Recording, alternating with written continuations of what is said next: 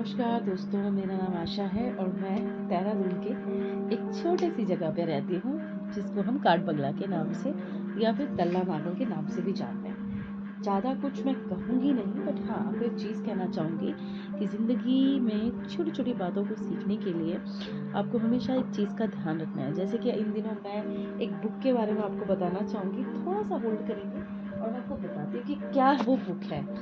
तो इस बुक के बारे में मैंने कई लोगों को बोलते हुए सुना है। आई डोंट नो ये किस तरीके से दिख रही है, या आई थिंक मुझे इस तरीके से करना चाहिए। Psychological, so basically the psychological of money. तो हम पैसे कमाते हैं, रात दिन काम करते हैं, सुबह शाम हम काम करते हैं। So let me just explain my self कि मैं बहुत खर्चीली हूँ। मैं जितनी स्पीडली कमाती हूँ, जितना अच्छा कमाती हूँ, उसका उतना ही बड़ा परमेश्वर ने मुझे मन दिया है। और वो मैं काम अपनी छोटे बड़ी चीज़ों के लिए, लोगों को खिलाने पिलाने में और घर की चीज़ों पे करती हूँ।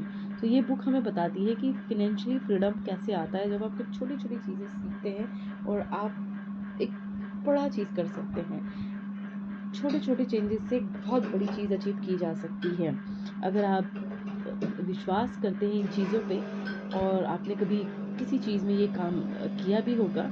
तो आप समझ सकते हैं कि मैं क्या समझाना चाह रही हूँ। मैं आजकल फिनेंशियली फ्रीडम के बारे में पढ़ रही हूँ और मुझे बहुत अच्छा लगता है। इतने अच्छे अच्छे ऑथर हैं। अगर आप थोड़ा सा किसी भी एरिया में सीखना चाहते हैं या किसी भी चीज़ को ग्रैब करना चाहते हैं, अपनी हैबिट में लाना चाहते हैं, तो फर्स्ट ऑफ ऑल आपको उसको सीखने के लिए सोर्सेज की ज़रूरत पड़ती है।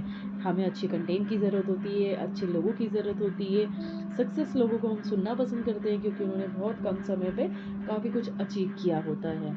बट ये बुक हमें बताती है कि अगर आप अपनी छोटी छोटी आदतों को सही से इस्तेमाल में लाते हैं, लाइक ज़रूरत और आपकी नीड और आपकी पसंद, दो चीज़ें होती हैं। आपकी नीड क्या है और आपको पसंद क्या है। पसंद हमें बहुत कुछ आता है। एज अ गर्ल हम लोग जो मार्केट में होते हैं हम सोचते हैं पूरा मार्केट खरीद लें।